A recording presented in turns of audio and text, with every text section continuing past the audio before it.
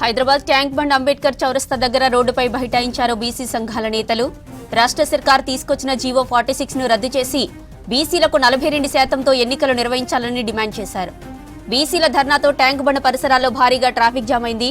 Himayat Nagar Liberty చౌరస్తా వైపు వెళ్లే వాహనాలు కిలోమీటర్ల మేర నిలిచిపోయాయి. దీంతో ఆందోళన చేస్తున్న బీసీ సంఘాల నాయకులతో వాహనదారులు గొడవకు దిగారు. ఘటనా స్థలానికి చేరుకున్న పోలీసులు బీసీ సంఘాల నేతలకు నచ్చజెప్పారు. వారి జోక్యంతో ఆందోళన విరమించారు బీసీ సంఘాల నాయకులు.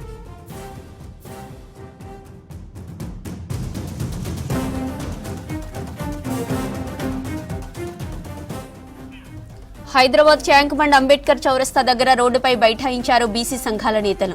రాష్ట్ర సర్కార్ తీసుకొచ్చిన జీవో 46 ను రద్దు చేసి బీసీలకు 42% ఎన్నికలు నిర్వహించాలని డిమాండ్ చేశారు.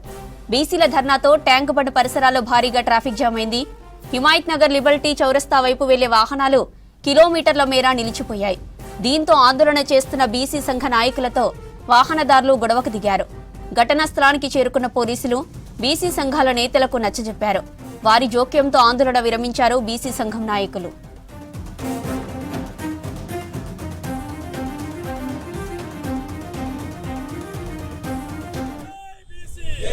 రద్దు చేయాలి 46 జీవోని వెంటనే